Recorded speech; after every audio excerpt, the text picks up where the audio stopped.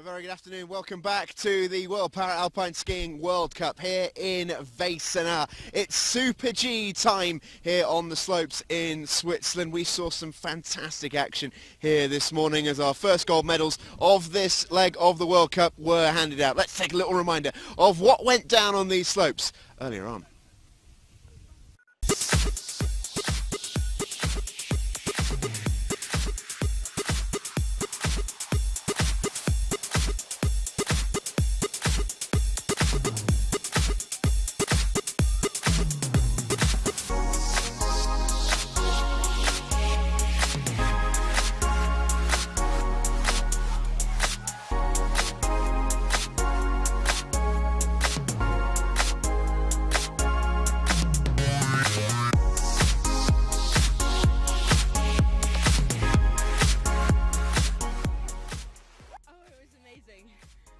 There was so much terrain, so many rollers that we actually got air in, so that is pretty cool.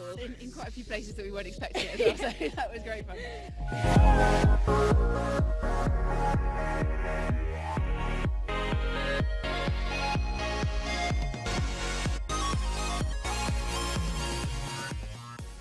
was very cool. I'm very happy to be in Veysonnaz because I liked the slope. It was very playful, and the sun is here, the snow was perfect, so I think we have very good days.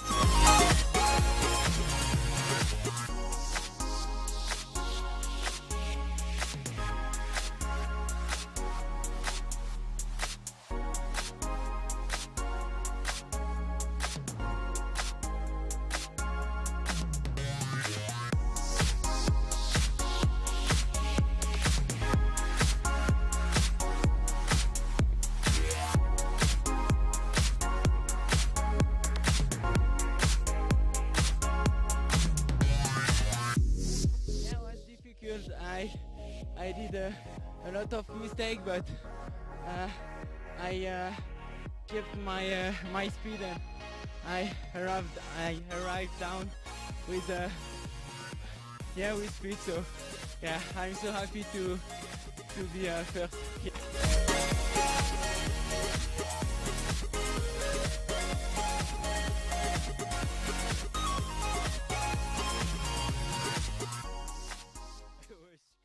I jumped a lot, but I managed to ski fast, and that's what counts. Yeah, I felt like I was a bit late all the time, really, but I managed to have speed in my skis. And, yeah. So some fantastic skis there, as we can see, some world champions carrying on their form and some former Paralympic champions coming back to the fore as well. Take a look at that ski from Jesper Pedersen as he tops Jeroen Kampschreur in the men's sitting. All to play for then this afternoon. The course remains the same. It is a total rerun with more gold medals on the way in this World Cup Super G. Some fantastic skiing this morning. Can this afternoon match it? We're about to find out. Get in touch with us, #ParaAlpine, @ParaAlpine on all the usual channels as we hand over to our commentator, Alan March. Thank you very much, Stephen Jameson. Don't let the hat and coat fool you. It's really nice out here in Veysonnaz right now. The sun has been out all day. Not many clouds to be seen. These guys down here, yes, it's cool. The sun certainly gives you a feel-good factor, doesn't it? #ParaAlpine, as Stephen was saying. If you want to get in touch with us throughout the course of the competition, there's the bib rack. That one belongs to the forerunner that's just gone down. Once again, welcome to the World Para-Alpine Skiing World Cup. Veysonnaz is now the host. We've had Zagreb. We missed out on Selanovia. We missed out on Kranjska Gora. Ironically, the two places that were holding the World Champs. The weather wasn't good enough to hold the World Cups, but, you know, we've conquered. It's a terrible bit of English there for you, but there you go. The air temperature here, it certainly has warmed up. It is about 1 degree up here on the top of the mountain. It's only expected to get warmer as the week goes on as well. So thank you once again for joining us. A big delay in this morning's action, and we apologise again for that. It was well beyond anybody's control. It was fixed. We had the action, and now we're back to 35 gates. A 2,500 metre drop for people to enjoy. All 6 of the categories will go. 3 for the women, 3 for the men. If you joined in this morning, you saw the highlights from Zagreb. Well, tuning in this afternoon, you saw the highlights from this morning. Women's VI, standing and sitting. Men's VI, standing and sitting. That's how we roll. That's how we ski. And that's the order we always go in, and the order that we hope you guys at home watching will enjoy once again. Just 2 athletes to go in the women's VI. Menna Fitzpatrick and Melissa Perrine. It was the opposite way around this morning. Melissa went first. This time it's the 20-year-old born in Macclesfield who gets to go and set the opening time. Choir singer as well. Can she hit the right notes? Twice in one day. Patrick listening to the instructions given by the orange-topped guide. You see Keo looking behind her constantly. She mentioned in the interview this morning it's her job to make sure the gap between them isn't too much that Menna's vision impairment can't cope. That's the reason for the bright orange jersey. They follow the instruction through the headset microphones as well. They can talk back. A lot of the athletes don't say many things at all. Some of them constantly talking to their guide as the guide talks to them. These two, a cheery pair. Into the final jump. They take the narrow line on the inside as to not get too much into the air. 1:19.76.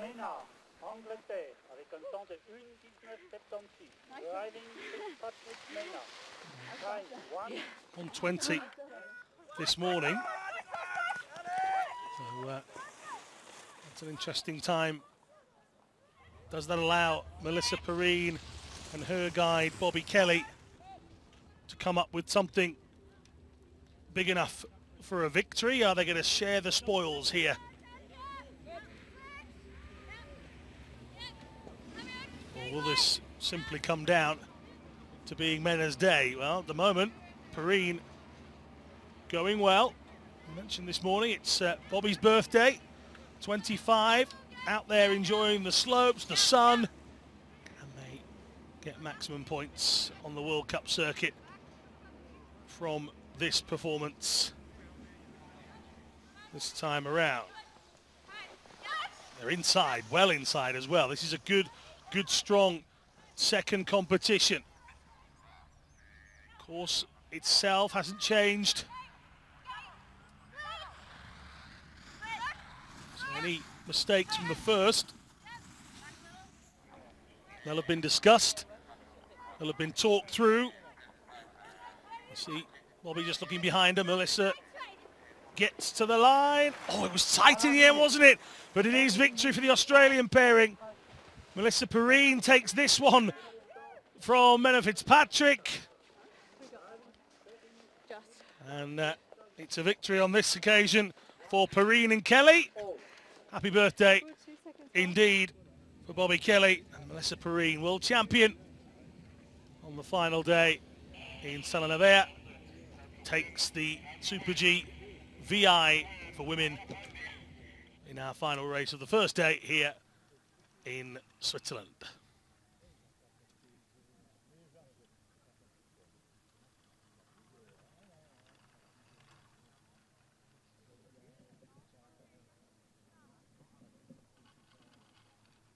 Next up, Rothfuss, Boucher, Hondo, Schmidt and Malamon. Boucher winning the first event this morning in some style as well. You see the top three have no time factors, no impairments, whilst they have impairments all the same. Don't infect the clock.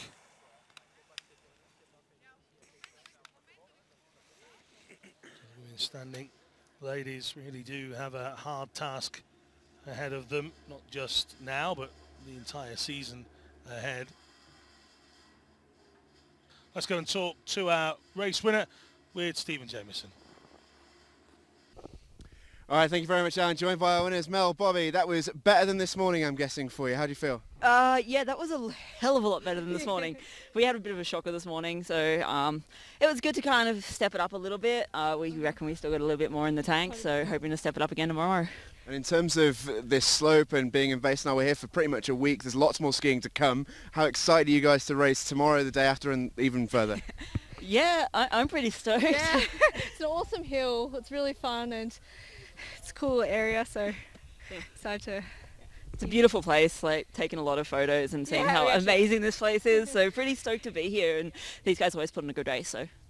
Well, great to watch you guys ski as well. Very best of luck for the next week, and congratulations for this goal. Thank you. Back to you, Alan. Thank you very much, Stephen Jameson. Happy pairing, wasn't it? Down there, chatting away with Stephen.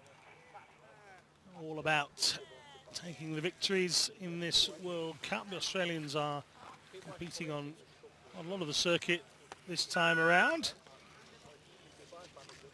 And again, a big get well soon to Mitch Gawley, team captain during the Paralympic Games. Injured during the World Championships.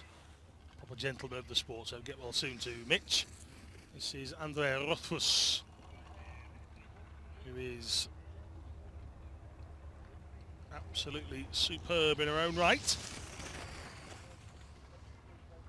History will not afford her the amount of medals that she perhaps deserves, but like many sports, sometimes you enter your particular discipline at the same time as somebody who is an absolute legend, a GOAT, as you hear it sometimes.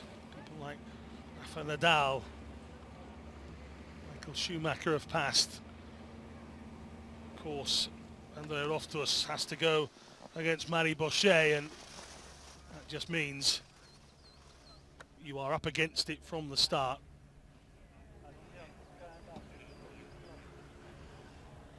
Rothfuss doing everything can.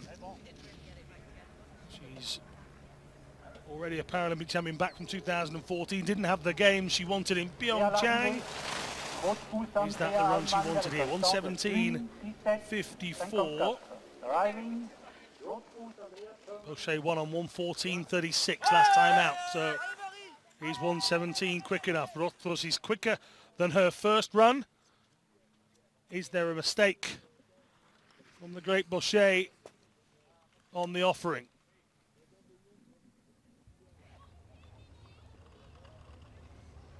Lady from Chambéry.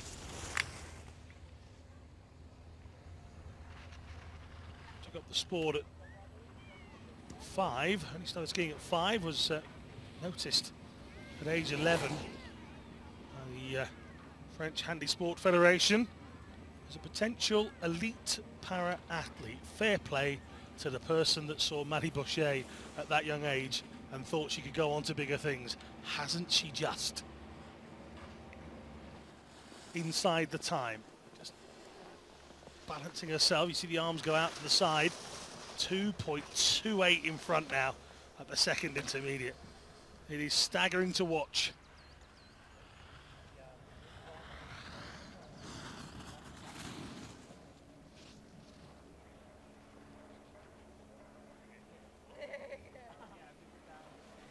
Well, across the line, 1:14.21. It's quicker than the first run. Bochet doing it again, it would seem. Arms out to the side. What can I do? I can only go fast. That's the only thing she knows. And it's seemingly the only thing she does. Goes quick, gets there. Ami Hondo.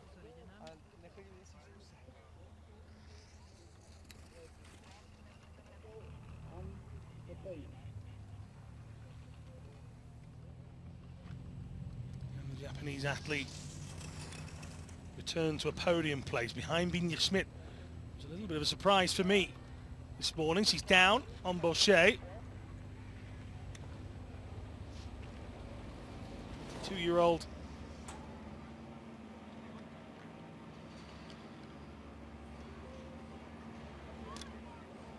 Dream is to go now to the next Winter Games and keep up the form, if not better it, of recent times. She wants a medal in 2022. That's the aim. Here the aim is 1:14, but that is a staggering time from Bochet.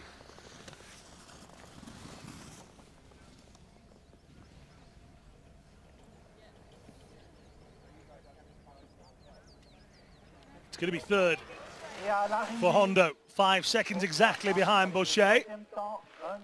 Is it enough to go ahead of Binja Schmidt, who is next up out of the gates? No ski poles here for Binja. Third place a little bit earlier on, despite the timing confusion. Hers was third quickest. You see the sun gleaming off the mountain, shining brightly.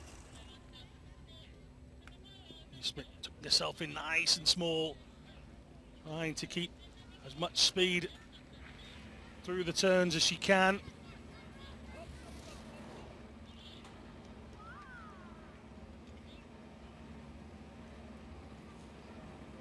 And yet, competing with some already legends of the sport.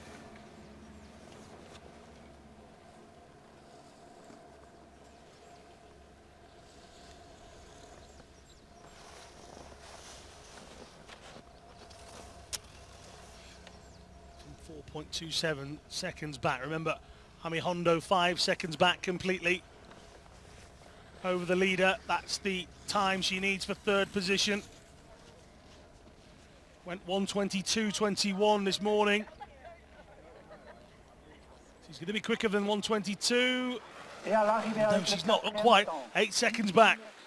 It is quicker than this morning. I thought she might get inside 1:22. In fact, it's a fraction slower than this morning, so there you go. Yeah. Ursula Marimon. She was the lady that suffered the most, you'd say, during the delay this morning. She was at the start gate a long old time. It is part of the sport. There are delays, gate posts being wiped out, athletes needing medical attention, etc., etc. But you always feel for the athlete that's next. They've got themselves mentally prepared. They're at the gate, and there is no defined time of when they'll be back. So Malamot here, not held this time around, and has the opportunity to get down with a clear mind. Came down in 1:35.97 in her opening run of this competition.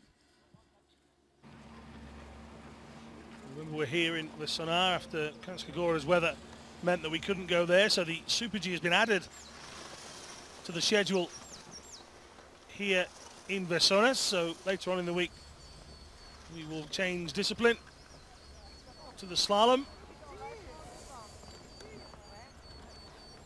And those who've enjoyed the opening few days perhaps won't enjoy the final three. A little break in the World Cup after our trip here into Switzerland. Here comes Marimon. Well, 1:35.97 this morning. That is quicker. Marimon improving in her second run. 1:35.44 is arriving. And that is the ladies who are taking part in the standing finished. And it looks fairly similar to how it did this morning. Bochet quicker than she was in the first run. Rothfuss quicker than she was in the first run. Ami Hondo and Schmidt switch places. Ami Hondo is nearly 4 seconds, in fact just over 4 seconds quicker than she went this morning, so she'll be delighted with her second run. Let's go and hear from the race winner. She's down with Stephen Jameson. Thank you very much. I'm joined by the gold medalist here, Mary Boucher. How was that coming down this afternoon compared to this morning? Did it feel better for you? Yeah, maybe more confidence because we already do this Super G, so it's easier. But it's not easy to make 2 Super G in one day because he asks a lot of concentration and attention. So I'm happy with this day, but I'm happy it's finished. Yeah, it's been a really long stretch for you guys. The last sort of fortnight has been constant skiing. Are you still feeling fresh heading into the rest of this week? Yeah, because it's very different. It's not a World Champ. The World Champ was the principal goal for this season. So now it's less pressure, I think, and more enjoy. So I think this week it's okay. Lovely to hear. I'm glad you're enjoying your skiing. We can't wait to watch you the rest of the week. Alan, it's back to you.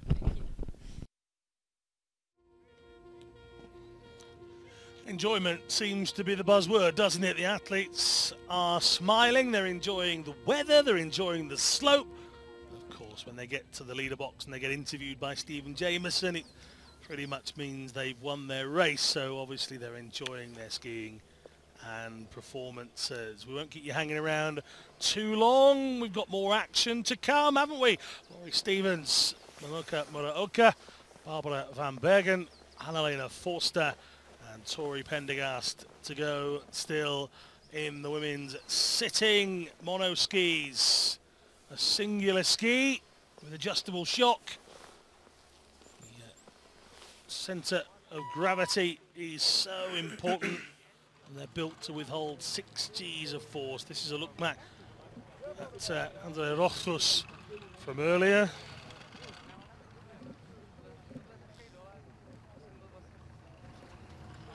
Is one of the mono skis I was talking about just a moment ago. Balance and explosiveness are the key elements that these sit skiers need. Laurie Stevens knows this sport better than most. Of course, we lost some greats at the end of the Paralympics. People like Claudia Loesch and Stephanie Victor, who did so much for the sport. Sure, they still keep a keen interest.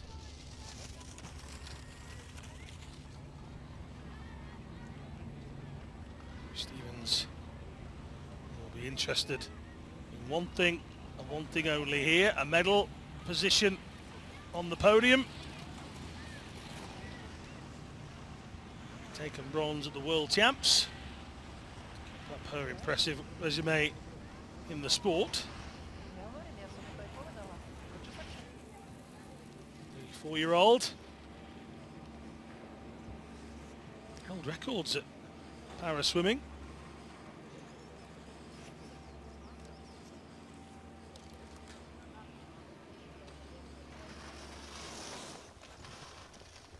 Bronze in the super combined at the 2015 World Champs as well, so something she's used to doing is picking up medals. Golds back in 2006, one of them being in the Super G, so you always expect her to put everything out there on the course. Bronze in the downhill in Pyeongchang, and she sets the first time in the sitting.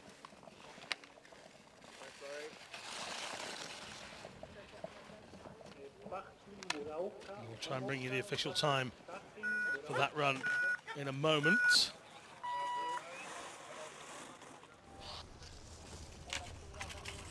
Stevens' time 1:23.51. This is Manuka Muraoka now.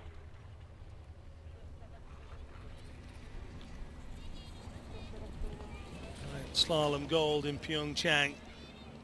We mentioned it during the World Championships. She's a surprise to some. The big names out there in Pyeongchang perhaps taking their eye off the ball or making mistakes, which meant they didn't finish their run, and Muraoka was very constant, very controlled in her performances out there in Korea, and it was very much the same in the World Championships as well, as he's inside Laurie Stevens' time, nearly a whole second after the second intermediate. Here she comes into the final stages then. Can she build on that 0.99 lead? This is the part where a few of the male sit skiers had to struggle. No such struggle for Muraoka. 2.91, really thrown herself down in this one. The challenge is now set for Van Bergen, Forster. This is Barbara Van Bergen.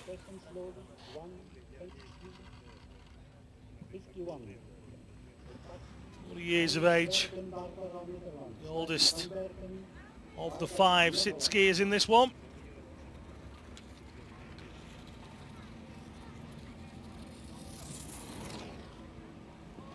It's quick. Oh, from Van Bergen. But I think she's just missed a gate. Would you believe it? I mentioned this during the World Championships. She is quick. She is really quick. And at some point, she is going to take a huge, huge medal at one of these events. But missed a gate here. You just see it coming through. Takes over the bump. And goes the wrong side of that blue gate. Well, I can't describe how she's going to feel here, because that's a simple one, and she'll know it. Unless there's an underlying reason. That is a big, big miss for Barbara Van Bergen. So it's down to Forster and Pendergast to make a change in the standings, which has Muraoka at the top at the moment from Stevens. And just to give you an example, Muraoka and Stevens, there wasn't a lot between them at the first intermediate. 27.57 for Muraoka, 27.45 for Laurie Stevens. Barbara Van Bergen went through that first intermediate 25.90.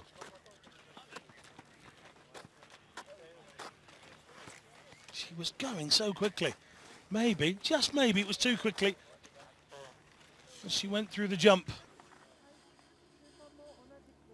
So it will be Annalena Forster to come next.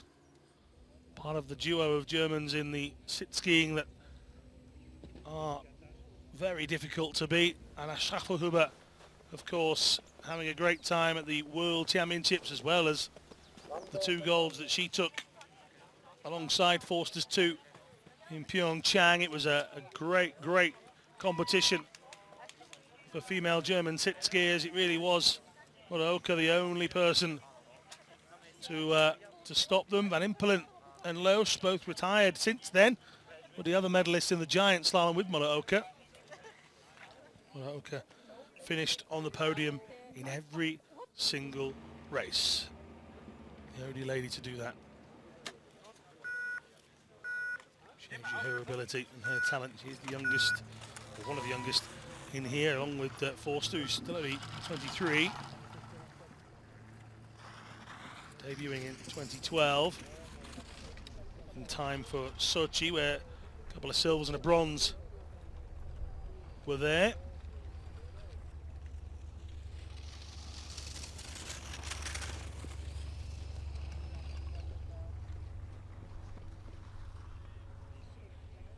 .62, but that's good because it means she's inside the time of Muraoka.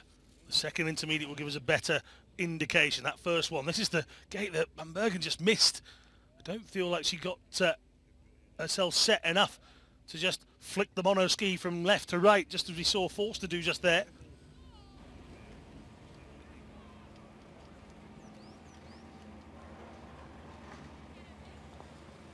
.55.13 is the second intermediate time. Oh, just inside, 0.15. This will be interesting as she gets towards the bottom. Muraoka had a very good finish to her run. Can the double Paralympic champion have equally a good finish and keep inside the Japanese sit skier? Into the final right-hander, over the bump. A little bit of air, not too much. 120's gone though. Well, dropping almost 1.2 seconds over the final phase. She's shaking her head. She knows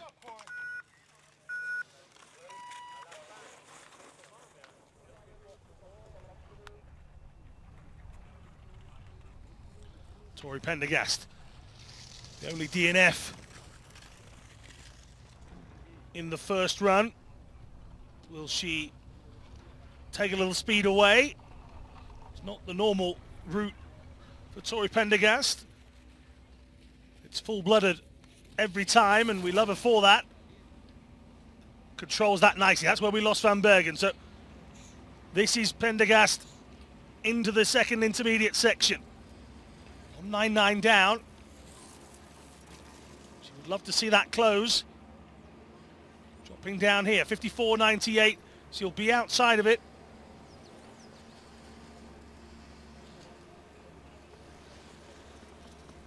She wants 1:23.51 for a podium place here. Pendergast 2 seconds down on the leader. If she maintains that speed, she would be in a podium finish. 1:23.51 is third. Pendergast getting a little sideways.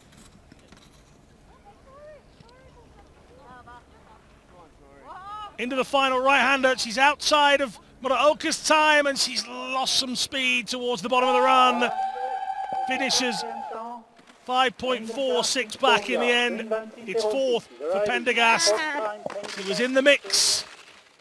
It's out of the podium places she goes. As we focus on the leaderboard, it shows us that Momoka Muraoka takes it in 1:20.60. Annalena Forster 1:21.64. Lloyd Stevens 1:23.51 in third. Pendergast was in the mix until the latter stages of her run, but only Barbara Van Bergen this time is the DNF.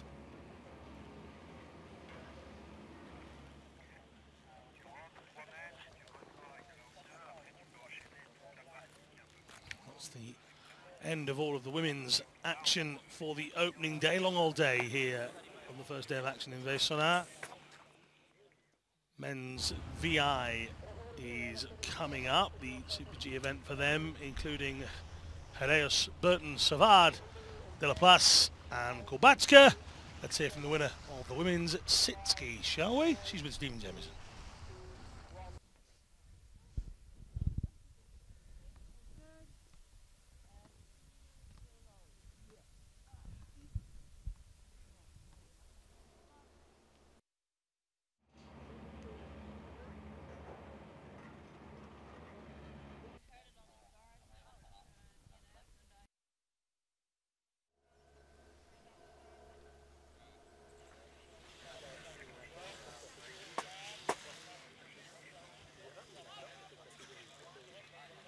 Sadly, we couldn't bring you the interview just there, so we'll hopefully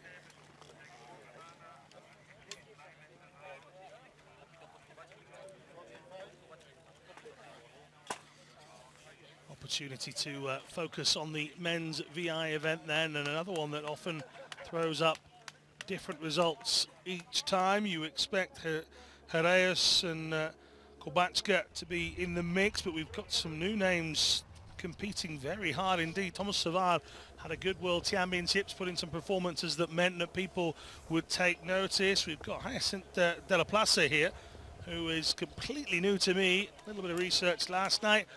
Former runner in European and World and Paralympic events. He's now decided that he wants to go to a Winter Games. Fancies himself as a medal winner. So Miroslav Heraeus gets us going. I think it's fair to say that he is the favourite. He took the first race.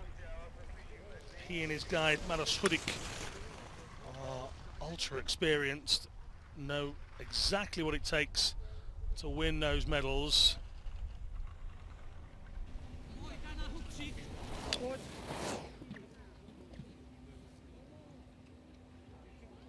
Heraeus already racing down.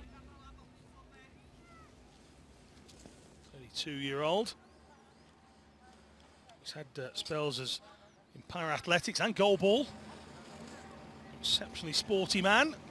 Gold medal in the super combined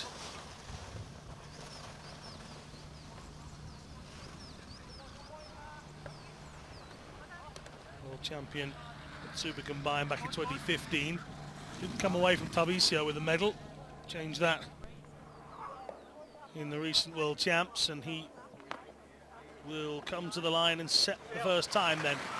A little bit ragged as he comes across, 109.77. He's calmed himself down a bit, got a little bit loose. We'll cut him some slack, it's a good time.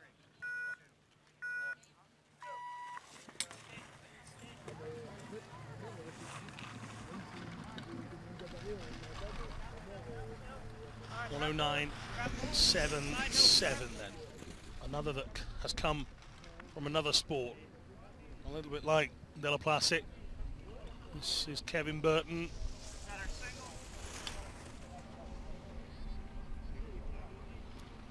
Fifth place at the Super Combined in Pyeongchang. Tells you that there was a good skill level from Kevin Burton. Somebody who was competing at the previous games in a completely different sport. Not the speed being shown here, the endurance of the biathlon and the paracross country, where his best performance there was a 9th place in a relay. He's already got a 5th, a 7th and a 9th at Paralympics in this discipline. Despite changing his guide, a decent 3rd place finish this morning for Burton and Kurt Grimmelman.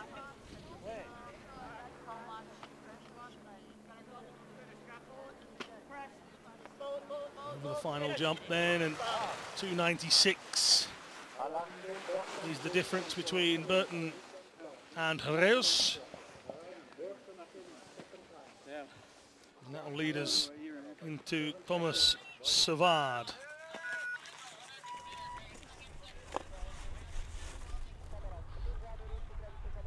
Kevin is in his 30s, Savard just 17 with Keran Lamé.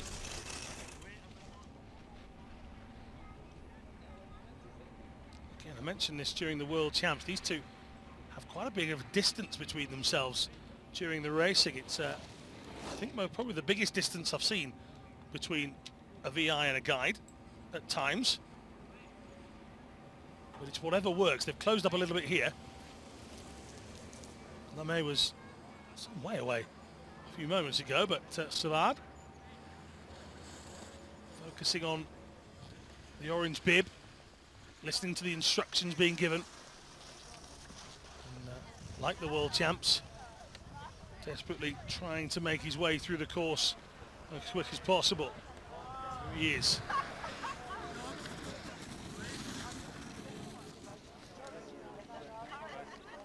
Driving into these turns, not too much air underneath those skis there. And through comes the guide, along with Savard.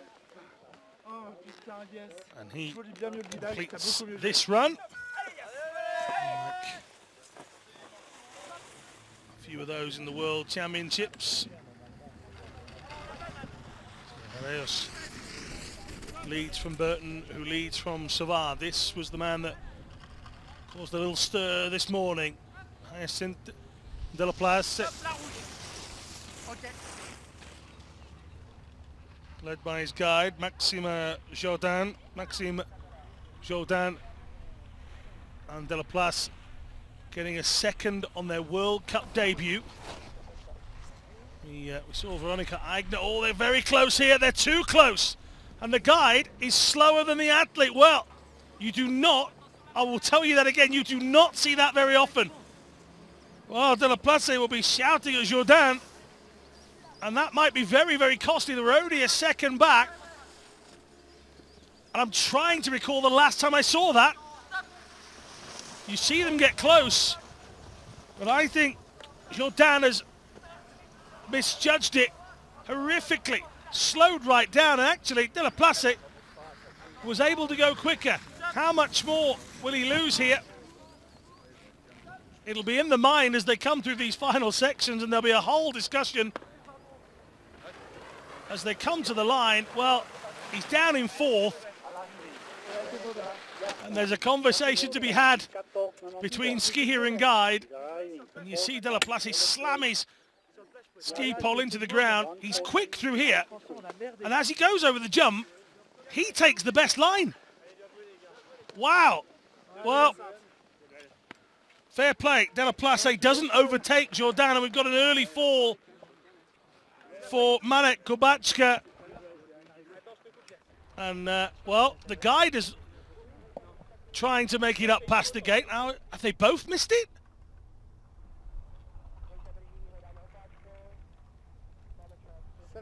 Out. Well, there's Marek Kubacka, the only B1 athlete. He will stay stationary until he hears instructions from Maria Zatovikova. But it looks like we're going to call that a day. Yep, Zatovikova going up to get Marek's ski pole that was lost.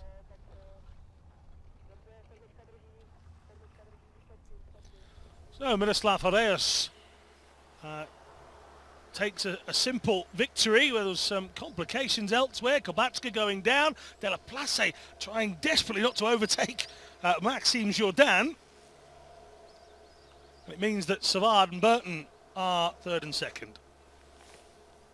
Here is the incident with Kubacka a few moments ago. He's leaning back awfully a lot, and well, he's just spun out. Now he was between the posts, but sliding out and deciding that was enough. So hopefully we'll go and hear from his compatriot Miroslav Horeus in a moment. In fact, no translator available, so we're not going to have that.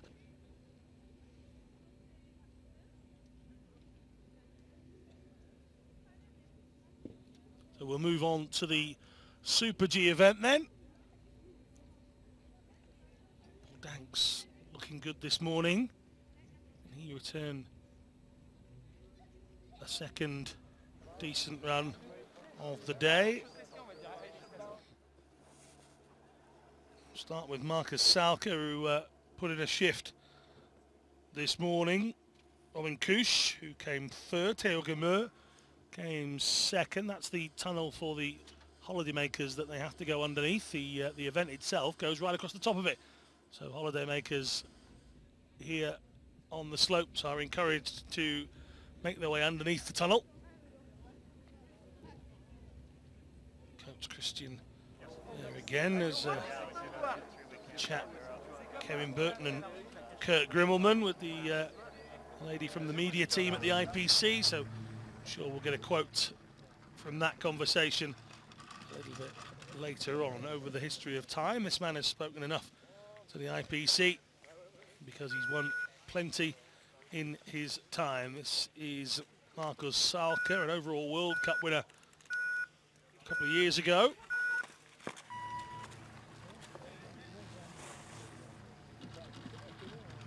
Marcus Salka gets us underway. Green boots and pole, gold and helmet in tow.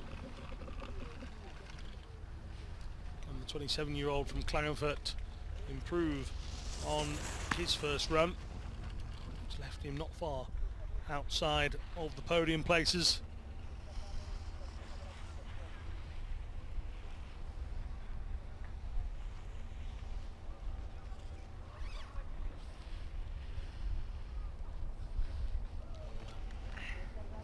Salka moving through. We will catch an interview with Miroslav Horeus and put that towards the IPC. Hopefully you get a chance to hear that. All the extra content as Salka takes to the air. Very graceful. All the extra content you might want is, of course, at Paralympic.org. You can follow on all the social media channels at Para-Alpine on Facebook, Twitter and Instagram. Anything outside of what we bring you live hopefully gets posted up onto there. Recaps of the day, interviews that we perhaps don't see live, anything else that you might want. Salka taking the slower line through the final section, 107.87.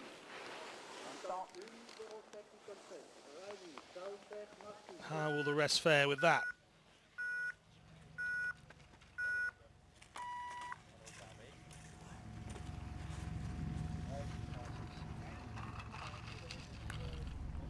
Salka's time earlier, 109.73. That's a big improvement. It's not as quick as Guimeur or Bauchet, but it is quicker than Robin Kusch's first run this morning of 109.19. So Salka has set out a target, 107 late. This is good. Again, these athletes will have learnt a little bit from the course. Conditions not too changing out here. Some mountains change over and over throughout the course of the day based on the weather itself. These guys will now start to be thinking about that fast line, that quick part of the skis that they want to find, and out slides Robin Kusch, who isn't out of the course, but he's out of contention with a big slide.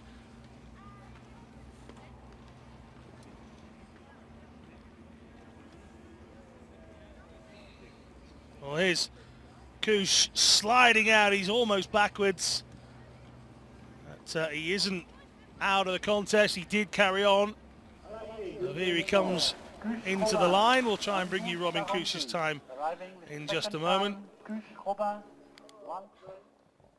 And, well, he's feeling that one, isn't he? So Robin Kusch at 1:12, so nowhere near his opening time of the day. Now, Thomas Walsh was delighted with his performance. Saw that as he crossed the line this morning. He was punching the sky. Left him in 5th position, a 109.86. Again, all these guys will be looking to go faster than this morning. Clattering past that gate, getting as tight as he can.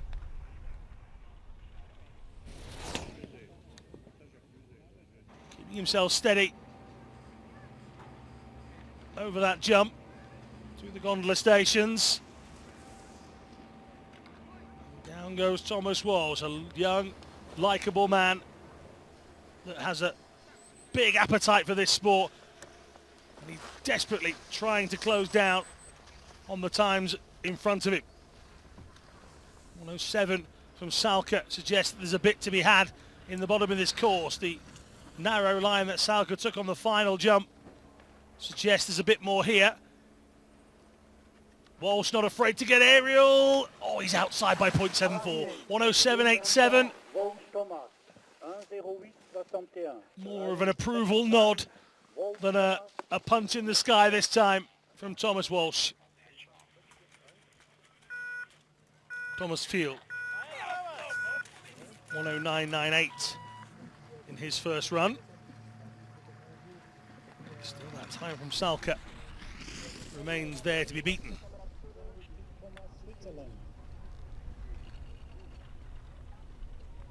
32-year-old. Can he replace Robin Kusch in the podium places? It was Kusch and Guimeur for Switzerland in the opening event of the morning. 0.6 to 0.6 of a second outside of the opening intermediate time. This is good from Field so far.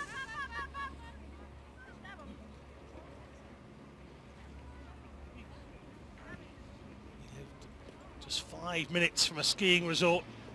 Access as a youngster wasn't a problem. His parents both big into skiing as well, so a natural choice. With hemiplegia. Diagnosed with that at just 6 months. Medically affects his right arm. And he's outside of the time here. Much quicker than this morning though. 109.98, 108.73. He took a whole second off it, but he is nearly a second behind the 107.87 that Markus Salka still holds. Nico Prijancic.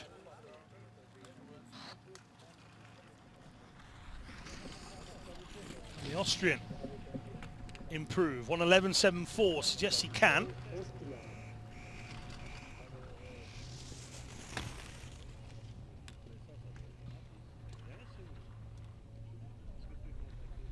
Prijancic 169, the difference between he and Kusch. Kusch not putting in competitive time after going out. wide of the course, so this is Pijancic. That's where we had difficulties with Kush.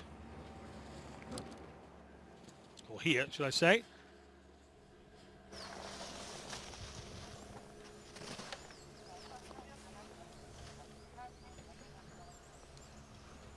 Oh, Pijancic sliding out.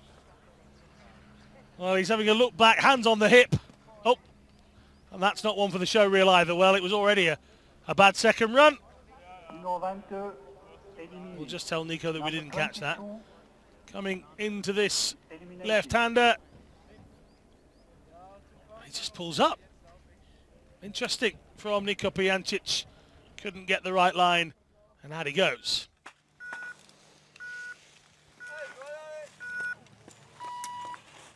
Brossan.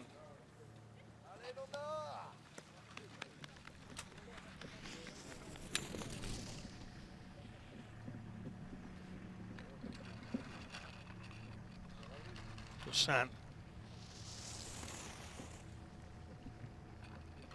Left leg amputee. The fight for sensation in the left leg. Different to those without an amputation. Some who have an amputation in their legs choose to do sit skiing. If you can learn to ski with a prosthetic, then why not? Brossan still fairly new to this sport. Well, this is where we lost Pijancic. He went wide of that right gate post. He knew it straight away. Brossan speedy. Went 1:11.43 earlier. Well, he's better than that. 1:11.12 from Brossan.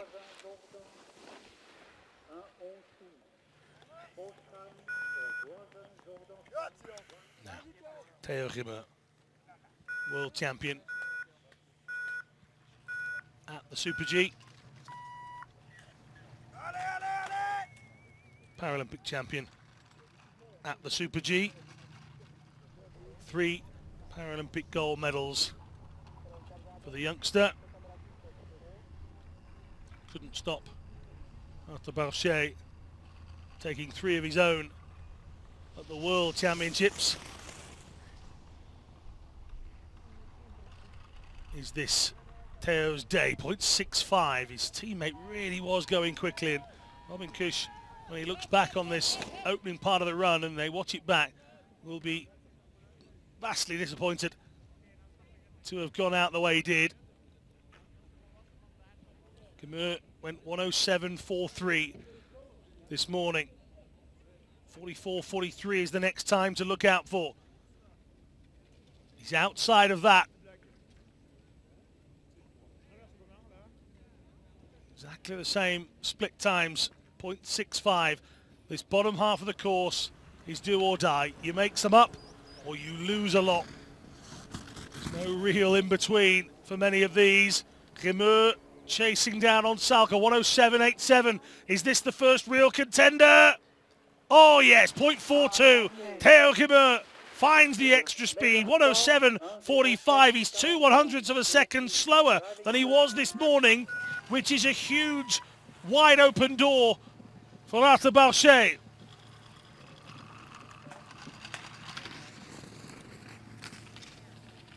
Hiraku Misawa, Japanese athlete, now chasing down a completely different time. 1:07.45. A different leader altogether. Now it's Gemur. 31-year-old, going well, an office worker when he's not out on the slopes. Loves the speed of the sport. Enjoys racing against the clock, he says. And a big, big fall during the Katai part of the World Cup last season. Fractured his left leg. And, upper part, a real issue. So now it's that road to recovery still. went to the Games but struggled his way to a 12th place finish at best, 15th in the Super G.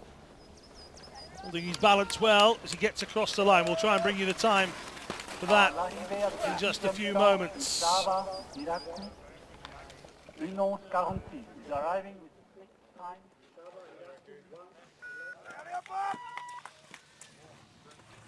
Got some good outfits, haven't they, the Austrians? This is Christoph Schneider, choosing the blue, black and red approach to the outfit. We saw Nico Pijancic with the red, white and black part of the costume. 1.3 the difference for Schneider versus Gush, but the new leader on 107.45 is Theo Rimmer. Couple of rotations of the arm to settle the balance for Schneider.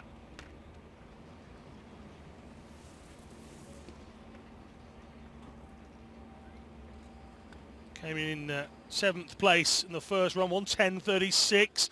Oh, plenty of time in the air for Schneider, and now he's going to spend plenty of time on the ground as well. Schneider sliding out, hopefully coming to a satisfactory ending. There you go, he's just showing off, gets back up. We'll take a look back in a couple of moments, hopefully at that. Schneider, plenty of speed. Nailed the landing, but then dropping into his left side, just knife edge balance, a lack of. Well, he seems fine. Getting a quick chat with a couple of the coaches and explaining what went wrong as they now turn their attentions back up the hill.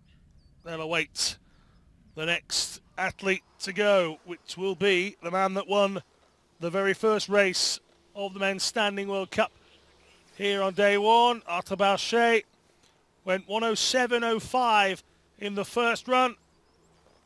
Can he put together another good run? This is Masawa from earlier on.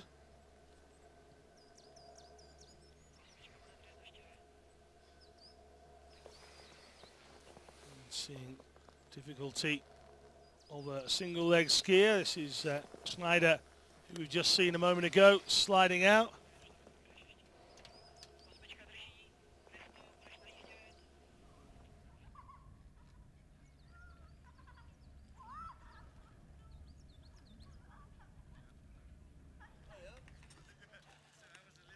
Bauchet, dominant in the women's category at the World Championships and continuing that form here in the World Cup. Arthur Bauchet having a very good World Championships, also pretty dominant when it comes to the World Cup. Can he get inside 107.45? He beat Theo Rimmer's time in the first run, which was actually slightly quicker than what Theo has set this time around. A little bit sideways from Bauchet, the balance going.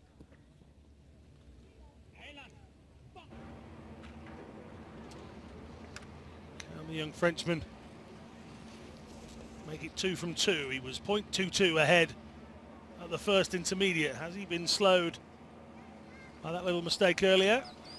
He has. 44.71 means he's just outside of the intermediate times. But again, to labour the point, this bottom section is the beast. Can Bauchet tame the beast? Or will he lose out to Rimmer? Through the air he comes, 107.45. Oh, what a performance at the bottom. What a bit of a run that is in the latter stages. He's untouchable at the moment. 106.66. He is the devil himself, firing himself across the line in great speed. Arthur Bauchet, 106.66. It's just a sign of Bauchet, isn't it? Oh, I take a look at the final part of this run. He was through the first intermediate very nicely indeed.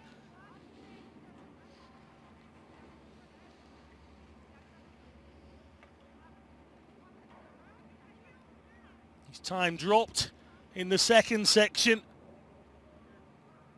but he utilised the speed that's available in the bottom half to his advantage, found the extra time, and a finish inside 107. He was quick earlier, 107.05.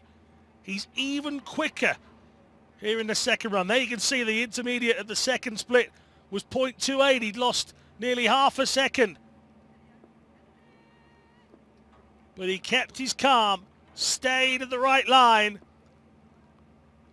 and he drove himself over. What a stunning, stunning bottom half that is from Arthur Balchet. Here, that's the last jump. Nails the landing, tucks himself in, and there's only one place he was going, and it's top of the podium for Balchet again.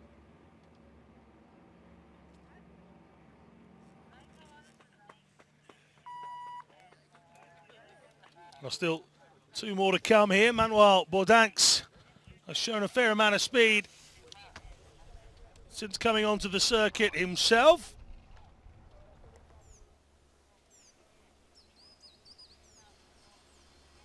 His aim is to go to the 2022 games. The World Champs last week was his first opportunity at a big competition. Now it's about Bordanks stepping up his performances.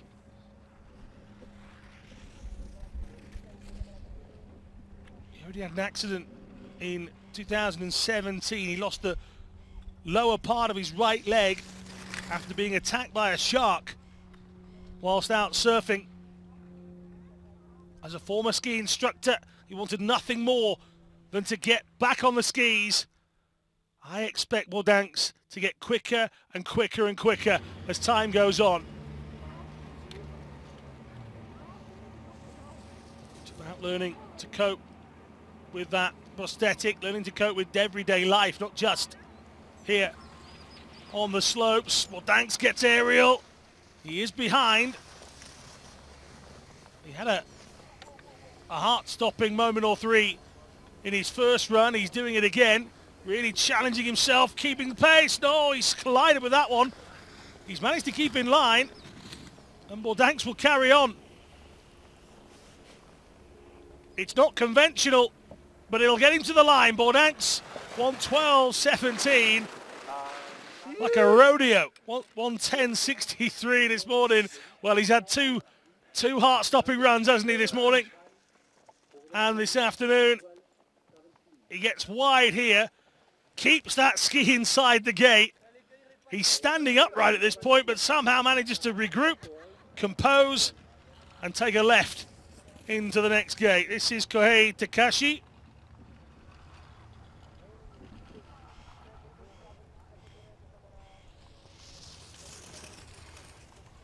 So Kohei got a 1:15.94 in his first run earlier. Youngster learning.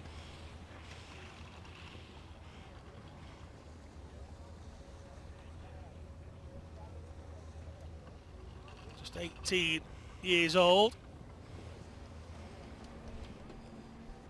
Functional impairment to his right side due to cerebral palsy. Yes, he's some 5 seconds back, but this young man's aim is very different to many of those that have gone in front of him. He will utilise these next 3 years, these 3 years worth of World Cups and other World Championships to get as much time on the mountain as possible, where possible, and whenever possible. And over the final hurdle he comes, and well, he might be some 9.5 seconds back, but Kohei Takahashi has finished both of his races today, and he will be happy with that.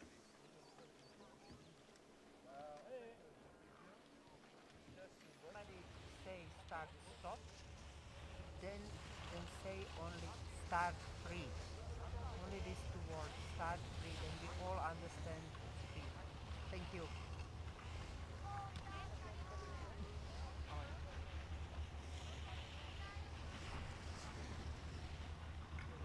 Let's go and hear from our winner. He's always smiling, isn't he? And then there's Stephen Jameson. Yeah, thank you very much, Alan. Joined by, once again, our gold medalist, Arthur Bochet. Arthur, congratulations. How did this one feel compared to this morning? Was really good again. A little bit faster than this morning, but yeah, I was really tired, and with a few last gate, I say, yeah, do it, go at the bottom, and yeah, I do it, it works, so yeah, just beautiful. Still a long way to go this week, though, of course. Is there still enough in the tank for tomorrow and the day after? Yeah, maybe it will be good, but yeah, my physio and my staff, we will train hard for B tomorrow at the start with a good condition. I wish you all the very best luck. Congratulations. Thank you very much. Alan, it's back to you. Some part of you just wants him to win all the races, doesn't it? Just so you can have another interview with him. He's such a delightful and likeable young man. This is Arthur Bochet. Another victory for him on the World Cup circuit, adding to the World Championship success that he started back in Tarvisio. He added to it with the last World Championships as well. And he is a delight to watch. He's a delight to interview.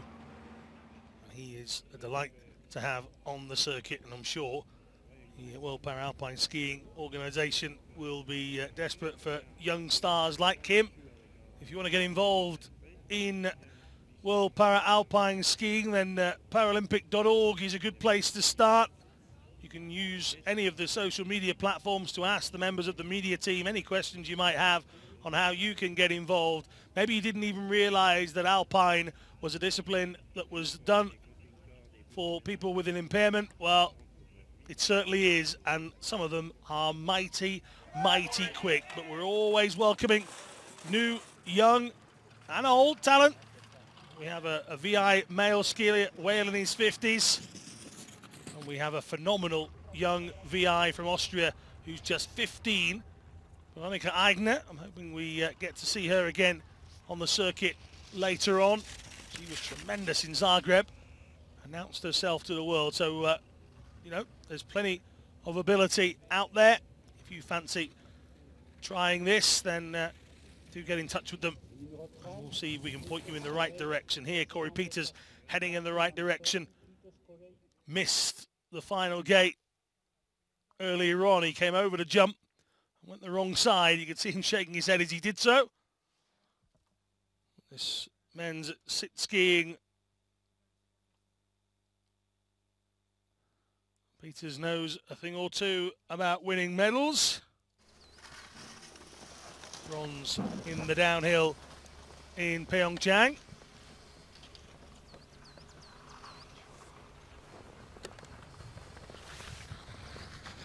Missed his time this morning.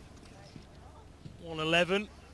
Peters got a time for crossing the line, despite being the wrong side of the blue gate. It will be eradicated in one day, but 1:17.01. He's much quicker his time. 1:15.43 as he slides into the leader box.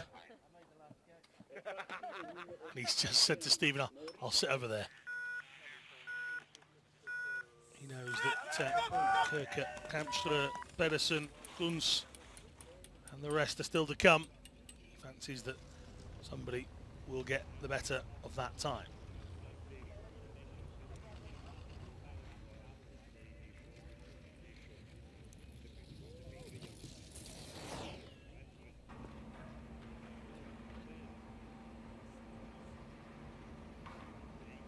Mori.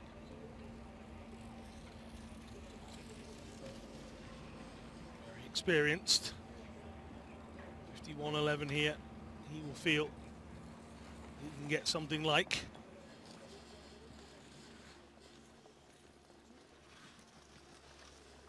He's in and around. Not getting the split times there, so apologies for that. And back there you were, 2 seconds, 0.38 inside. I did think he was quick through that section. So Mori already looking to change things. Taiki Mori going 1:13.43. Now goes 1:12.61. That would actually give him third place from this morning's run. This is Akira Kano, who took a big tumble this morning on the very final jump of the course.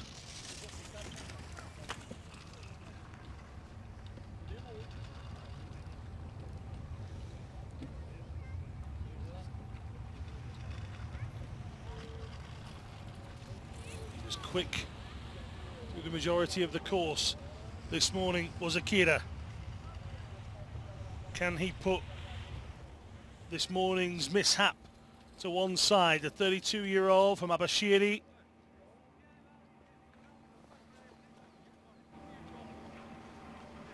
He's inside at the first intermediate. Oh, takes some huge air. 4/100ths of a second is all that now remains of his lead.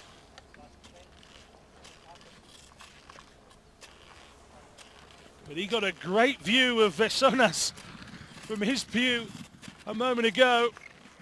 Flying through the air and driving into this one as well. Kano, no mishaps this time. He's inside. 1/100th of a second is all that separates the Japanese pair. He's top. Can he stay there?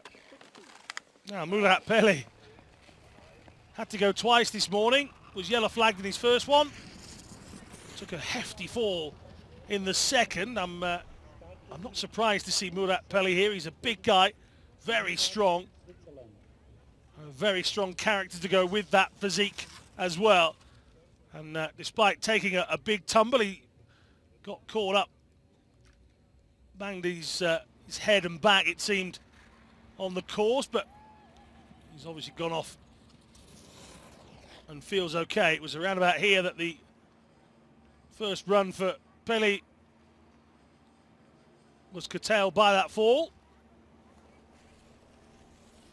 And now Murat Peli continues to come down. 176 behind the first intermediate. Can he make something up in the lower stages? No, falling a bit further back. 369 for Murat, 36-year-old. Took up the sport a decade ago.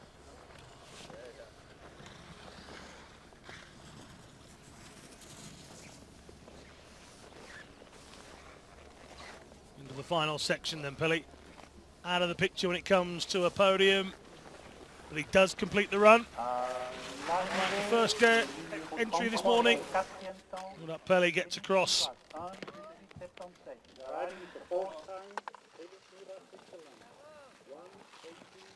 That gets quick from here on in, doesn't it? Kampfer, Pedersen, Meyer, Kunz, Kirker and De Langen.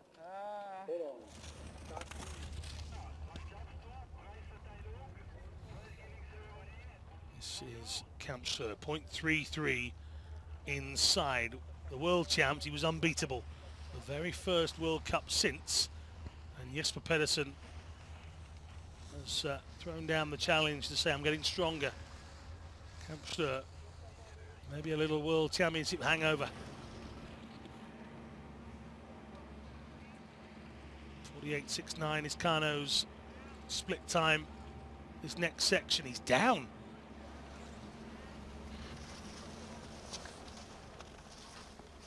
Kampfer trying to find the right line. He said during the World Champs, everything just went right for me.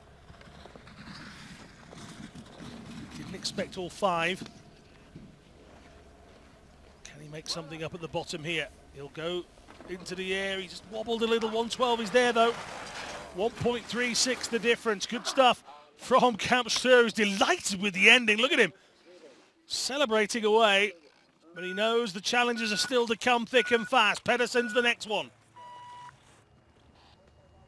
Jesper Pedersen, victor of both the World Cups in Zagreb. He kept his 100% record going earlier.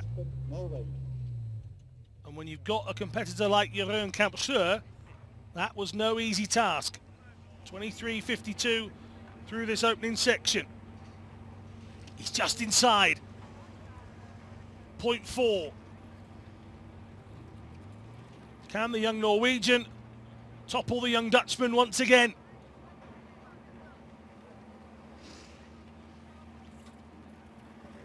"19-year-old from Bergen. Huge Manchester United fan. Taking some grief from myself and Stephen Jameson. We have a lot of football chats between us. Another delightful human that the World Paralpine circuit is blessed to have with them. And he is blessing this course with his speed. 0.73. He's in front. Pedersen won both of the days in Zagreb. He is heading for 2 victories on day 1. Oh, 3/100ths of a second inside Kampschreur. 2 youngsters putting in 2 sublime runs. Well, takes the celebrations from Stephen Jameson, who's far more relaxed than I think Pedersen would be. But there's plenty more to come. Floris Meyer next up. Don't forget we've got Andrew Kirker still to come. Trying to rediscover his form from Pyeongchang. Meyer is down at the first intermediate.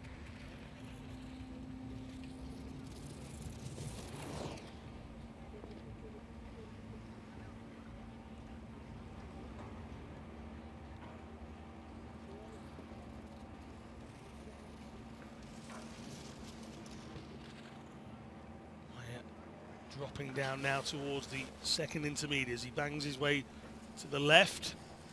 Takes the drop down. Floris Meyer, second of the 3 Dutchmen to go. Came up with a 1:14.53 in his first run. Not enough for podium place, 6th position. Oh, he's wide. Meyer's very wide. He'll manage to stay within the gates somehow, but time-wise, that's a goner. So 1:19.36. Big error towards the end. He managed to not stack altogether. And we can quickly take a look back at Floris Meyer coming in. Just takes to the air and a bounce. Sends him wide on the right-hand side. He drives in. Managing to stay within the gates. That's the end of Meyer's run. This is Christoph Kunz, bib number 37. 4th in the first run, 1:13.35. He wasn't far behind Andrew Kirker at all for a top 3 finish. You have to drive into that corner, and in fact, something is amiss with Christoph Kunz, who drives his outriggers into the ground in a little bit of anger. And well, Christoph Kunz sliding out to the side.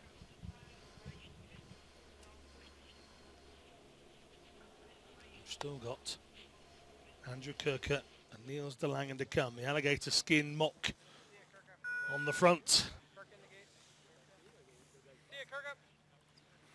Accompanied by a little bit of tape here and there. These things don't stay pristine for long. Andrew Kirker.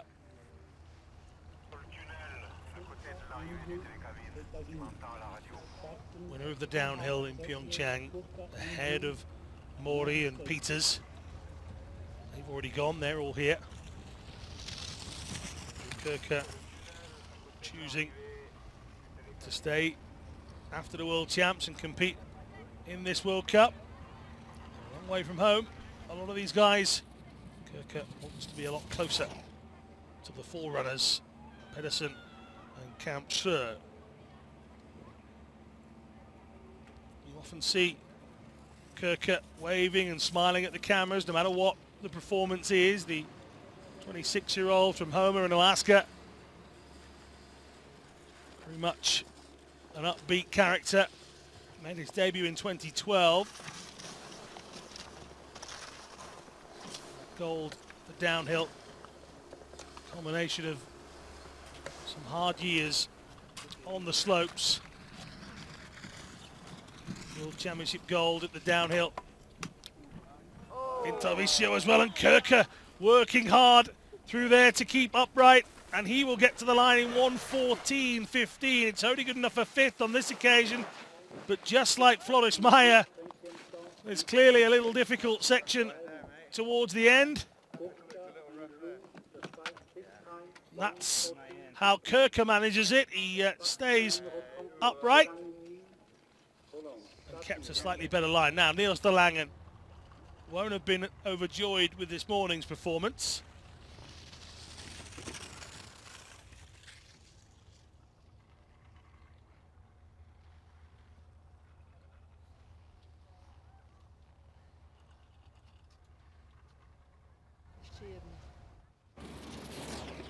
De Langen 2.21 down.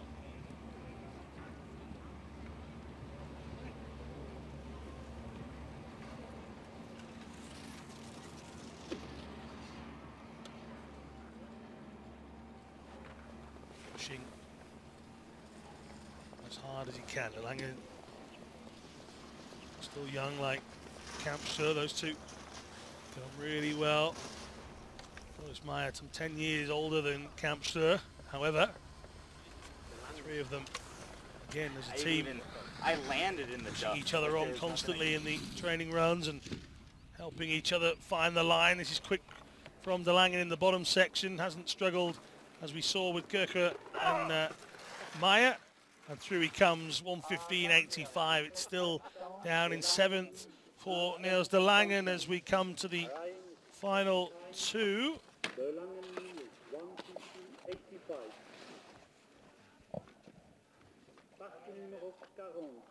In fact, this is the final athlete then. Sam Tate, the final sit skier to come here in this session.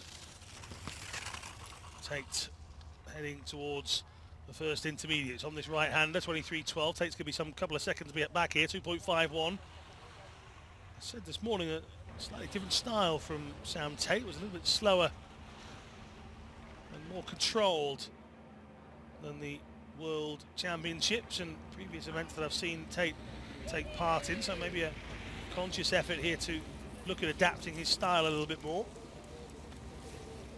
Maybe just the course doesn't suit, but only the athletes themselves can tell us the answers to those dying questions. Tate getting sideways a little, but managing to rescue it and then really having to drive that singular ski into the course to help him turn, staying within the gates, and that will please Sam Tate no end.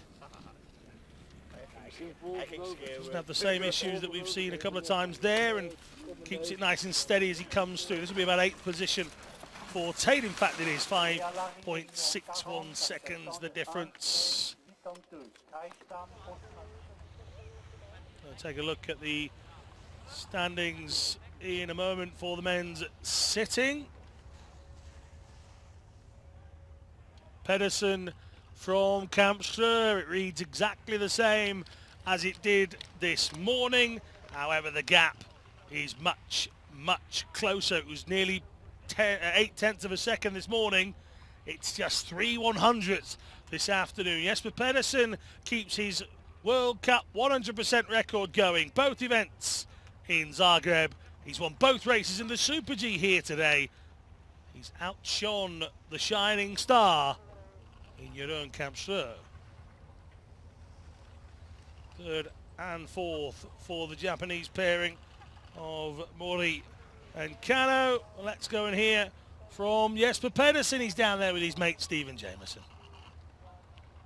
Yeah, thank you very much, Alan. Joined by our two-time gold medalist today, Jesper Pedersen. Jesper, 2 golds out of 2. That's the perfect start to this week. Yeah, it is. It really is. How did you find it on the second run down compared to the first? Because it was exactly the same, but you went a little bit quicker. How did you find it? It was a bit more bumpy, but I think that the conditions were faster, so yeah. A 0.003 in between yourself and your own. It doesn't get much closer than that. I noticed a big reaction when you saw the scoreboard. How close did that feel to you as you were going down? It's always cool to win by such little scenes, so yeah, really cool. And in terms of the rest of the week, it's a perfect start. Is that the goal, just to keep on winning, no matter what the event, just keep on winning? Just keep on winning, yeah, that's a good way to say it, yeah.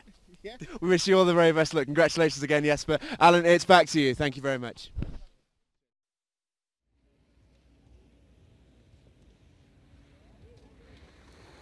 So indeed, Pedersen speaking to Stephen Jameson, and he said, I like that, yeah, just keep on winning.